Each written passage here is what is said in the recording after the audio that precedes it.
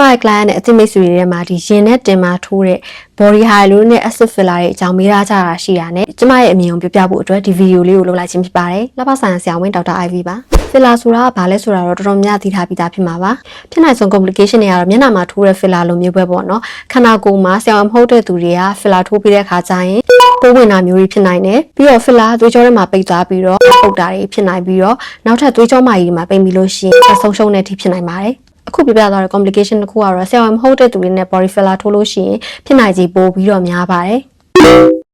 ဒီရင် filler တင် filler ကိုထိုးပြီးတော့ကြာလာရင်နောက်ထပ်ဘာဖြစ်နိုင်သေးလဲဆိုတာတော့အဖြစ်များဆုံးကတော့ filler ရွေ့ရပါ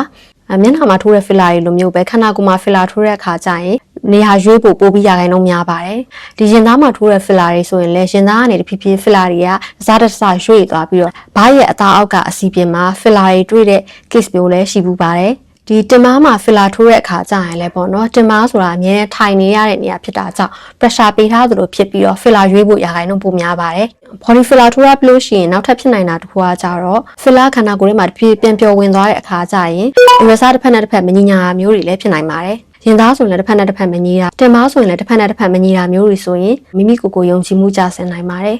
အခုပြပြသွားတဲ့အချက်လေးတွေကိုနားထောင်ပြီးလို့ဒီရှင်တင် filler လိုမျိုးပေါ့နော် body filler တွေထိုးဖို့စဉ်းစားနေရဆိုရင်ဒီဗီဒီယိုလေးကအကျိုးရှိပြီးတော့မိမိဘာသာစဉ်းစားဆုံးဖြတ်နိုင်မယ်လို့မျှော်လင့်ပါတယ်